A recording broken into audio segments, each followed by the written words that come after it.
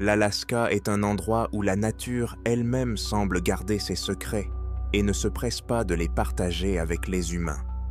Les histoires de Simon Clark, Wayne Malone et Maria Hopper ne sont que 3 chapitres d'un long livre de disparitions qui ne peuvent même s'expliquer par la logique conventionnelle.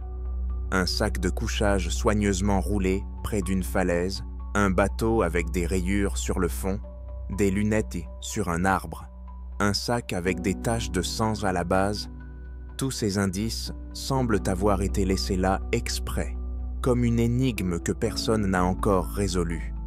N'oubliez pas de vous abonner à la chaîne, de lui donner un pouce vers le haut et de partager vos commentaires.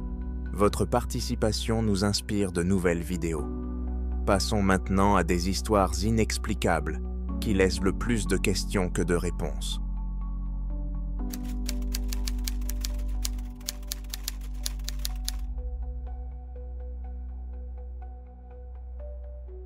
Le parc national de Wrangell-St. Elias, en Alaska, est un lieu qui inspire à lui seul le respect.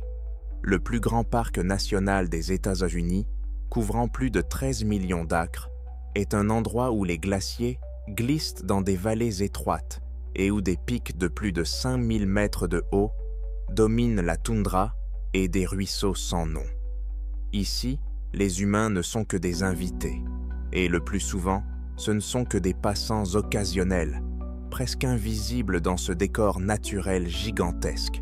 C'est ici, en juin 1992, qu'est arrivé Simon Clark, un habitant de l'État de Washington, âgé de 39 ans. Il n'était ni alpiniste professionnel, ni géologue de formation. Pourtant, depuis son enfance, il était fasciné par la cartographie, les roches et les expéditions sur le terrain. Sa maison à Seattle était remplie de boîtes contenant des échantillons de roches, soigneusement étiquetés et classés par année.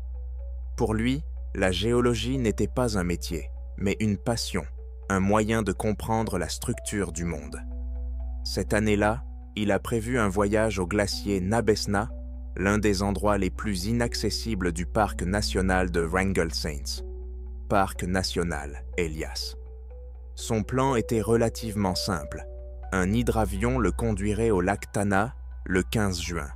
De là, il voulait marcher le long du bord sud du glacier, prendre une série de photos, collecter des échantillons et retourner au lac avant le 19, où le pilote devait venir le chercher. Simmons est né en 1953 à Tacoma, dans l'État de Washington. Il était ingénieur électricien de profession, mais dès qu'il en avait l'occasion, il partait pour la montagne. Ses amis le décrivaient comme méthodique, mais parfois trop confiant en ses capacités. Il ne buvait pas, ne fumait pas, planifiait toujours ses itinéraires avec soin et ne partait jamais en randonnée sans laisser une note avec son itinéraire. Pour son voyage en Alaska, il avait acheté du matériel neuf, une tente légère, un sac de couchage, des chaussures de montagne et un kit de navigation comprenant une carte de l'USGS et une boussole. Il n'avait pas de balise satellite. Ces appareils étaient encore rares en 1992. Mais il utilisait toujours des méthodes simples pour baliser son itinéraire. Des rubans de couleurs vives, des morceaux de tissu accrochés à des branches et des cairns. Sa famille et ses amis ont déclaré « Simon laissait toujours des traces. C'était sa règle de sécurité numéro 1. » Le 15 juin 1992, un hydravion de Haviland Beaver l'a emmené au lac Tana. Le pilote George Wallace a déclaré plus tard que Clark semblait excité et concentré. Il a vérifié son sac à dos, solidement fixé sa tente et fait un signe d'adieu au pilote. À ce moment-là, rien ne laissait présager de problème. Puis le silence s'installa. Lorsque l'avion revint le chercher au lac le 19 juin, Clark était introuvable. Il n'y avait aucune trace de feu de camp ni de tente sur la rive. Le pilote effectua plusieurs survols, mais en vain. Un rapport fut alors déposé auprès du service des parcs nationaux. Les recherches commencèrent rapidement. Des teams des gardes forestiers, des pilotes et des bénévoles participèrent à l'opération. Le temps était froid, avec de la pluie, et des nuages bas. Pendant les 2 premiers jours, le groupe a fouillé la zone autour du lac Tana, en vain. Aucune tente, aucun cairn de pierre, aucun des rubans distinctifs que Clark utilisait toujours pour marquer son itinéraire n'ont été trouvés. Cela a immédiatement déclenché l'alerte. Clark ne voyageait jamais sans laisser de repères. Ses amis, qui participaient aux recherches, affirmaient même qu'il était trop discipliné pour commettre une telle erreur. Mais le terrain semblait avoir changé. C'était comme si sa présence avait été effacée. Le 5e jour des recherches, le 24 juin, des bénévoles tombèrent sur un sac de couchage. Il était soigneusement enroulé sur une plateforme en pierre, près d'une falaise, à 10 km à l'est du lac. Le sac de couchage était sec et propre, comme s'il venait d'être sorti d'une tente et posé sur le sol. Il n'y avait aucun autre effet personnel à proximité. Pas de tente, pas de sac à dos, pas de vêtements. Il n'y avait même pas de traces de feu de camp. Le sol autour était humide à cause de la pluie, mais le sac de couchage était sec, comme s'il avait été placé là très récemment. Autre étrangeté, à quelques mètres de la découverte, il y avait de faibles traces d'un grizzly, mais il ne menait pas au sac de couchage. Elle s'en éloignait, disparaissant progressivement dans l'herbe. Le rapport des gardes forestiers indiquait plus tard: on n'a pas déterminé pourquoi le sac de couchage avait été laissé dans un endroit aussi exposé, sans aucun signe de présence humaine.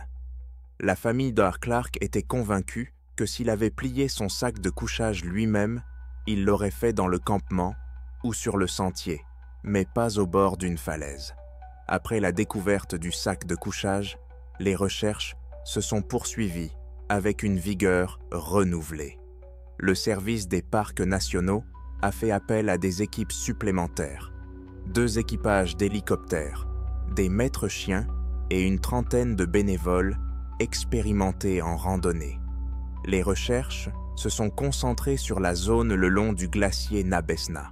Il semblait évident que c'était là que Clark s'était dirigé et que c'était là que ses repères auraient dû se trouver.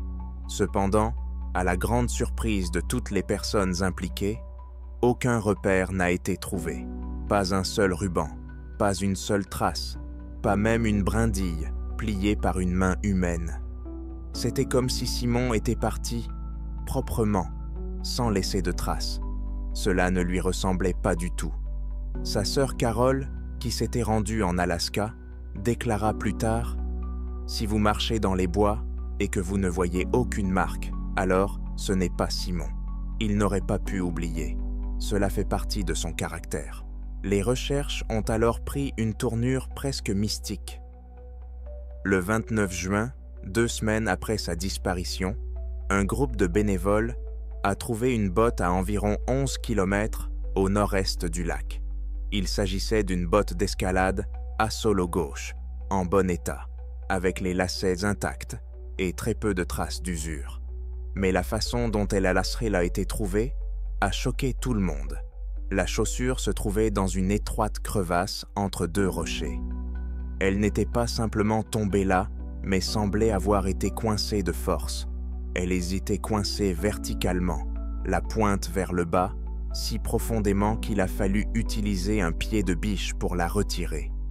L'extérieur de la chaussure était relativement sec, tandis que l'intérieur était humide, mais ne présentait aucun signe d'exposition prolongée à la pluie. Il n'y avait ni corps ni autres objets à proximité. Pas de chaussettes, pas de sac à dos, pas de traces de présence humaine. Seule cette chaussure, coincée si fermement qu'on aurait dit que quelqu'un l'avait délibérément placée là. Les experts ont immédiatement remarqué que si la chaussure était simplement tombée du pied lors d'une chute, ou en marchant, elle serait restée à la surface. Pour atteindre une telle profondeur, un effort considérable aurait été nécessaire. À ce stade, les recherches duraient depuis plus de 2 semaines. Pas de tente, pas de sac à dos, pas d'autres vêtements, pas de sang, pas d'os, pas d'effets personnels. Les traces au sol s'arrêtaient brusquement, comme si l'homme avait cessé d'exister à cet endroit. Les biologistes de l'Université d'Alaska, appelés en consultation, ont exclu l'hypothèse d'une attaque d'ours. Une attaque laisse toujours des traces de lutte, des poils, des lambeaux de vêtements, du sang. Il n'y a rien ici. Les maîtres chiens sont arrivés à la même conclusion. Les chiens ont suivi la piste de Simon sur une courte distance près du lac, puis l'ont complètement perdu. Une attention particulière a été accordée à la question des balises. Les proches et les amis de Simon ont insisté sur le fait qu'il ne voyageait jamais sans baliser son itinéraire. Mais cette fois-ci, il n'y en avait aucune. Une hypothèse a été émise. Peut-être les avait-il délibérément retirés, décidant de garder son itinéraire secret. Mais pourquoi? Et pourquoi alors son sac de couchage était-il soigneusement enroulé au bord de la falaise et sa botte coincée dans une crevasse? La sœur de Simon, Carole, et 2 amis se sont envolés pour l'Alaska afin de participer aux recherches. Ils ont remarqué plusieurs anomalies qui n'ont pas été mentionnées dans les rapports officiels, mais qui ont été discutées au sein d'un petit groupe de bénévoles. Plusieurs chercheurs ont indiqué qu'il régnait un silence anormal dans la zone où le sac de couchage a été trouvé. Aucun oiseau ne chantait, pas même le bruit du vent. C'était comme si le son avait disparu, a déclaré l'un des gardes forestiers. 2 volontaires ont affirmé avoir senti une forte odeur métallique, comme de la rouille ou du sang, bien qu'il n'y ait eu aucun reste d'animal ni trace de feu à proximité. Les chiens de recherche ont refusé à 2 reprises d'aller au-delà d'un certain point du sentier, grognant et reculant. Cela a été consigné dans le journal de l'équipe de recherche, mais les rapports officiels ont souligné l'absence de traces à analyser. Pour la famille Clark, le choc principal était qu'il semblait avoir complètement disparu. Aucun document, aucun couteau, pas même une tasse, alors qu'on trouve généralement au moins quelques effets personnels d'un touriste. Seuls 2 objets ont été retrouvés sur place, un sac de couchage et une botte. L'enquête officielle a finalement abouti à une conclusion prudente. La cause de la disparition de Simon Clark n'a pas pu être établie. Une attaque animale et un accident ont été écartés comme peu probables. Il y avait plusieurs versions non officielles. Une chute dans une crevasse. Certains pensaient que Clark avait pu marcher sur le glacier et tomber dans une crevasse recouverte de neige. Cela expliquerait l'absence du corps, mais cela n'explique pas pourquoi son sac de couchage a été retrouvé roulé au bord d'une falaise et sa botte coincée dans une crevasse à 11 km de là.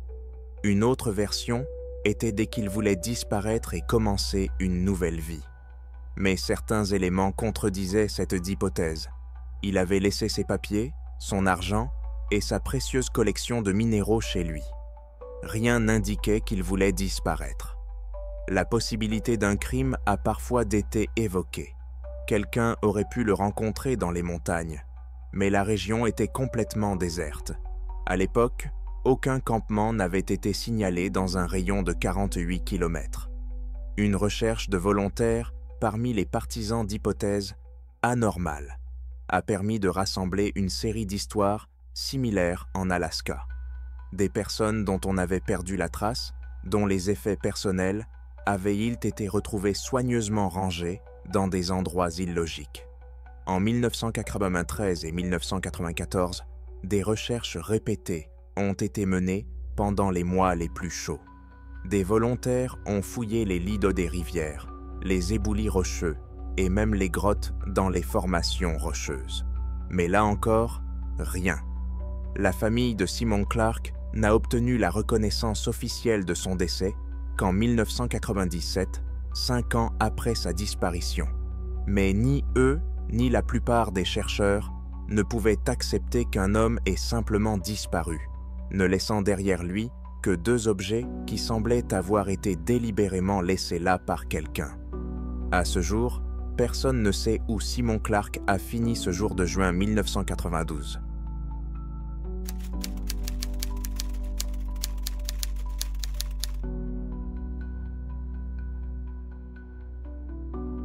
En juillet 1996, un pêcheur de 42 ans originaire de l'Utah, Wayne Malone, a disparu dans le parc national de Clark Lake. Il avait loué un petit chalet pour une semaine et avait informé le propriétaire par radio qu'il partait pêcher le matin du 14 juillet. Il n'est pas rentré ce soir-là. Les recherches ont commencé le lendemain. Presque immédiatement, son bateau a été retrouvé 5 km en aval. Il était intact, le moteur fonctionnait, mais la clé avait été retirée, comme si quelqu'un avait délibérément calé le moteur. À l'intérieur se trouvait une canne à pêche, un seau de poisson frais et une veste soigneusement pliée. D'étranges rayures profondes, semblables à des marques d'ongles, ont été trouvées sur le fond en aluminium, comme si quelqu'un avait désespérément essayé de s'y agripper. Cependant, il n'y avait aucun autre signe de lutte ou d'accident. En examinant le bateau de plus près, il est apparu clairement que la théorie de la chute par-dessus bord n'expliquait pas tous les détails. Si Malone était vraiment tombé, pourquoi le moteur avait-il été arrêté manuellement? S'il avait été projeté hors du bateau, où étaient donc les traces sur le rivage ou dans l'eau? Des rangers et des bénévoles ont survolé toute la zone en hélicoptère et en hydravion. Des bateaux ont ratissé le littoral et des plongeurs ont inspecté les endroits les plus dangereux. Mais aucune trace du corps n'a été retrouvée. Les chiens amenés pour les recherches ont suivi avec assurance la piste depuis le cockpit jusqu'au rivage, mais à l'endroit où le bateau a été retrouvé, ils ont complètement perdu la trace, comme si l'homme s'était tout simplement évaporé. L'affaire devenait de plus en plus inquiétante. L'un des gardes forestiers a raconté plus tard qu'au cours de ses années de service, il avait été témoin de dizaines d'accidents sur l'eau, mais que cette histoire défiait toute logique. C'était comme si quelqu'un l'avait balayé, a-t-il déclaré. Le 4e jour des recherches, les habitants de la région se sont joints aux efforts. C'est alors que des bénévoles ont fait une découverte qui n'a fait qu'ajouter au mystère entourant l'incident. Dans la fourche d'un arbre, à près de 3 mètres du sol, se trouvaient les lunettes de soleil de Malone, soigneusement rangées. Il n'y avait aucune empreinte de pas ni d'herbe écrasée en dessous. Les lunettes étaient intactes, les verres n'étaient même pas cassés, et elles semblaient avoir été placées là délibérément. Ce détail a déconcerté les chercheurs. Même les pisteurs expérimentés ne pouvaient expliquer comment cet objet avait pu se retrouver à un tel endroit. La théorie de l'attaque par un ours a immédiatement été envisagée. En Alaska, c'est toujours la première hypothèse, mais aucun poil, aucune trace de sang, ni aucune empreinte caractéristique n'ont été trouvés autour du bateau. De plus, les poissons dans le seau n'avaient pas été touchés, et il était peu probable que l'animal ait ignoré une proie aussi facile. L'hypothèse selon laquelle l'homme aurait pu se noyer n'était pas non plus plausible. L'eau dans cette zone n'était pas assez profonde pour que le corps ne remonte pas à la surface en quelques jours. Les proches de Wayne affirmaient donc qu'il avait toujours été très organisé. Il avait l'habitude de marquer son itinéraire en faisant des entailles ou en laissant des rubans. Cela rendait sa disparition encore plus étrange, car il n'y avait aucun signe indiquant qu'il avait balisé son chemin. C'était comme s'il avait omis de le faire pour la première fois de sa vie. À la fin du mois de juillet, les recherches actives ont commencé à s'essouffler. Des dizaines de personnes, des gardes forestiers aux bénévoles, ont ratissé la zone, mais tout ce qu'ils ont trouvé pendant cette période, c'est un bateau avec des éraflures sur le fond et une paire de lunettes dans un arbre.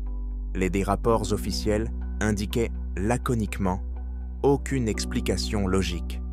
Pour la famille et les amis de Malone, la situation devint insupportable. Sa disparition devint l'un de ces mystères de l'Alaska où chaque détail ne fait qu'ajouter à l'incompréhension et où les explications évidentes s'effondrent dès qu'on y regarde de plus près. Lorsque les journaux locaux commencèrent à écrire sur l'étrange disparition d'un pêcheur de l'Utah, l'affaire suscita un vif intérêt. Wayne Malone était connu comme un homme pratique, expérimenté en randonnée et en pêche. Ses amis affirmaient qu'il ne prenait jamais de risques inutiles et qu'il traitait la nature avec respect. Pour sa famille, l'idée qu'il ait pu tomber accidentellement à l'eau ou mourir par stupidité semblait impossible. Ses proches ont insisté pour que les recherches soient élargies, puis le FBI s'est impliqué, car la disparition s'était produite dans un parc national et était accompagnée de circonstances qui ne correspondaient même pas aux explications habituelles. Tous les éléments ont été analysés au cours du mois d'août. Le rapport des gardes forestiers sur le bateau contenait une note. Les rayures sur le fond semblaient avoir été faites avec des ongles, mais dans le document officiel, cela a été formulé de manière plus modérée, comme « dommages indéterminés ». Les photos du bateau prises immédiatement après sa découverte n'ont jamais été rendues publiques. Plusieurs chercheurs ont admis en privé que ce qu'ils avaient vu était extrêmement troublant. On aurait dit qu'une personne en panique avait griffé le métal pour essayer de rester à l'intérieur. Les lunettes trouvées dans la fourche d'un arbre sont devenues le deuxième mystère insoluble. Les enquêteurs ont suggéré qu'elles avaient pu être transportées par le vent ou par un oiseau. Cependant, les lunettes étaient lourdes, avec des montures métalliques, et aucun oiseau n'aurait pu les placer aussi proprement dans la fourche. De plus, aucun vent violent n'avait été signalé dans la région pendant les recherches. Les rapports du FBI mentionnent également cet épisode, mais sans tenter de l'expliquer. Ils indiquent donc simplement que l'objet a été trouvé à un endroit où il n'aurait pas pu se retrouver naturellement. Au fil des jours, il devenait de plus en plus évident que le corps de Wayne ne serait pas retrouvé. En général, les corps noyés remontent à la surface dans les 3 à 5 jours. Même en supposant qu'il ait été emporté par le courant, la zone fouillée s'étendait sur des dizaines de kilomètres en aval, et les chances de retrouver sa dépouille étaient extrêmement élevées. Mais les recherches n'ont rien donné. Il n'y avait aucun vêtement, aucune empreinte, aucun os, pas même des objets qui auraient pu être rejetés sur le rivage. Tout avait disparu avec lui. Cette disparition a été enregistrée comme une situation sans explication logique. Les journalistes qui ont écrit à ce sujet l'ont qualifié de cas sans théorie. Sur fond d'accidents ordinaires et de décès de touristes, cette affaire semblait étrangement vide. C'était comme si le fait même de la disparition de Malone poussait les gens à penser qu'il y avait quelque chose de plus qu'une simple tragédie. Il ne restait plus à la famille que des spéculations. Sa femme a déclaré que Wayne était un homme routinier.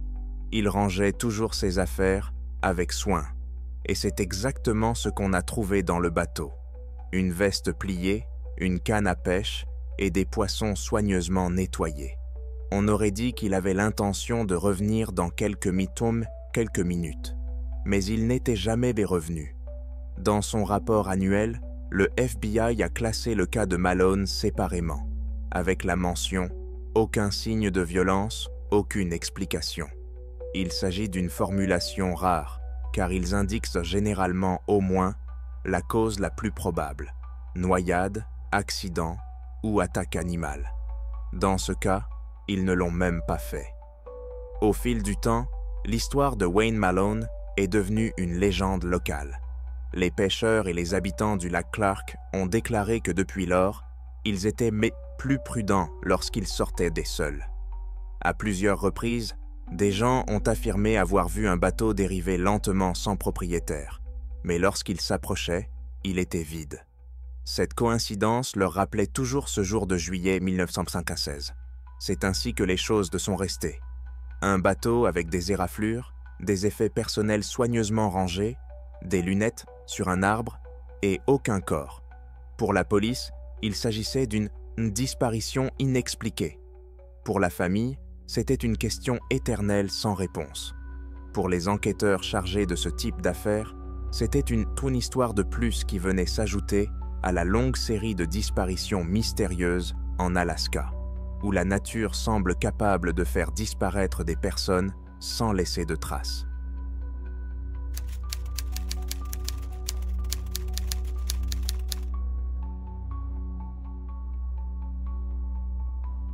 La forêt nationale de Tongass, la plus grande des États-Unis, s'étend sur plus de 16 millions d'acres. Cet endroit est un mélange de fjords brumeux, de ruisseaux froids, de sapins anciens et de montagnes qui descendent de vers l'eau. Les touristes qui viennent ici disent souvent qu'ils se sentent coupés du monde. Le réseau téléphonique est rare, la civilisation semble loin et la nature elle-même semble repousser toute tentative humaine d'interférer avec son rythme. En juillet 1998, une voyageuse de 29 ans originaire de Virginie, Maria Hopper, est arrivée ici. Elle n'était pas étrangère au camping. Elle avait parcouru le sentier des Appalaches, passé des nuits dans les Rocheuses et voyagé dans les parcs nationaux de l'Ouest. Ses amis ont remarqué que Maria prenait toujours ses préparatifs très au sérieux. Elle vérifiait son équipement 2 fois, rangeait ses affaires et laissait toujours un itinéraire détaillé lorsqu'elle voyageait seule. Elle est arrivée à Tongass dans le cadre d'un voyage plus long, en Alaska. Selon sa famille, le but de ce voyage était d'écouter le silence et de vivre en solitaire pendant quelques jours. Elle a loué un emplacement dans un petit camping près de Sitka Creek, très apprécié des pêcheurs et de ceux qui préfèrent les courts séjours dans les bois. Il n'y a que quelques emplacements, chacun entouré d'arbres et surplombant un ruisseau au courant rapide. Selon leurs voisins de camping, un couple de Seattle, Maria semblait calme et satisfaite le soir du 17 juillet. Ils se souviennent de sa silhouette élancée, de ses cheveux tirés en chignon et de l'harmonica qu'elle jouait près du feu de camp. Il était environ 21 heures. Le couple se souvient, cela semblait étonnamment chaleureux. Elle jouait une mélodie simple et toute la forêt semblait figée. Ils se sont couchés vers 22h30 et, lorsqu'ils se sont réveillés le lendemain matin, ils ont remarqué le silence. Il n'y avait pas de fumée provenant du feu de camp. La tente de Maria semblait ouverte et la jeune fille était introuvable. À 8 heures, ils se sont approchés de la tente. À l'intérieur, ils ont trouvé un sac à dos, soigneusement fermé. Une lanterne gisait par terre, à proximité, éteinte. La tente était ouverte, comme si elle avait été abandonnée à la hâte, mais il n'y avait pas de désordre. Il n'y avait ni chaussures, ni veste. Tout était resté à sa place, y compris la nourriture et les documents. Au début, ils ont pensé que Maria était partie tôt le matin pour une petite promenade, mais à chaque minute qui passait, leur inquiétude grandissait. À midi, ne l'ayant pas attendue, ils ont informé le responsable du camping qui a contacté les gardes forestiers. Les recherches ont immédiatement commencé. Au cours des premières heures, les sauveteurs s'attendaient à trouver des traces de Maria juste à côté du campement. Cependant, il n'y avait rien autour de la tente, aucune empreinte dans le sol humide, aucune branche cassée, aucune marque de chaussure distinctive. C'était comme si elle s'était simplement évaporée dans la nuit. À 200 mètres du campement, dans une zone où se trouvaient d'épaisses racines d'un vieil arbre tombé, ils ont trouvé le seul objet, un petit sac de toilette enveloppé dans un t-shirt gris. À l'intérieur se trouvait du savon, une brosse à dents et un peigne. Le t-shirt lui-même était taché de brun, séché et décoloré. Il y avait des traces de sang sur la brosse à dents. Un examen ultérieur a confirmé la présence de sang. Cependant, son origine n'a pas pu être déterminée. À l'époque, les tests ADN n'étaient pas encore couramment utilisés dans ce type d'affaires, et il n'y avait pas suffisamment de matériel. L'étrangeté de cette découverte a ajouté à l'angoisse. Pourquoi Maria était-elle partie en pleine nuit, sans ses chaussures, ni sa veste, laissant tout dans la tente? Pourquoi avait-elle emporté le sac contenant ses affaires de toilette, mais l'avait-elle laissé près des racines d'un arbre, enveloppé dans son t-shirt? Et surtout, à qui appartenait le sang sur la brosse à dents? 3 jours après sa disparition, de fortes pluies ont effacé toute trace dans les environs du ruisseau. Les chiens de recherche n'ont pas pu suivre la piste à plus de quelques dizaines de mètres de la tente. Les bénévoles ont ratissé le lit du ruisseau, les bois et les zones rocheuses, mais le corps ou d'autres effets personnels n'ont jamais été retrouvés. Les voisins du camp ont souligné dans leur déclaration qu'ils n'avaient entendu aucun bruit suspect, aucun cri ni aucun bruit de pas. Cette nuit-là, le silence était presque total. Leur tente n'était qu'à 50 mètres du campement de Maria, et s'il s'était passé quelque chose de bruyant, ils l'auraient entendu. Mais ils n'ont rien entendu. Le rapport officiel qualifiera plus tard cette disparition de « disparition dans des circonstances inconnues ». Pour la famille de Maria, cette formulation semblait vide de sens. Elle avait disparu sans se débattre, sans laisser de traces, sans explication, ne laissant derrière elle qu'un harmonica près d'un feu de camp éteint et un étrange sac taché de sang. Les recherches pour retrouver Maria Hopper se sont poursuivies pendant 2 semaines. Des gardes forestiers, des bénévoles des communautés locales, des chiens de recherche et même un hélicoptère de Sitka ont participé aux recherches. Mais plus ils fouillaient dans la zone, moins ils avaient lassé d'espoir. Aucune empreinte, aucun morceau de vêtement, aucun effet personnel n'a été trouvé, à l'exception du sac de toilette. C'était comme si la jeune fille était simplement sortie de la tente et s'était volatilisée. Le ruisseau Sitka, près de l'endroit où se trouvait son campement, a été fouillé de manière particulièrement minutieuse. L'eau y étant froide, mais pas trop profonde. Si Maria avait accidentellement glissé, son corps aurait été retrouvé tôt ou tard en aval. Mais cela n'a pas été le cas. Les pentes autour du campement ont également été fouillées, mais aucun signe de chute ou d'accident n'a été trouvé. L'un des bénévoles qui a participé au champ recherche se souvient « Nous espérions trouver au moins un petit indice, un morceau de tissu, un buisson cassé, mais rien, juste ce t-shirt et la brosse tachée de sang.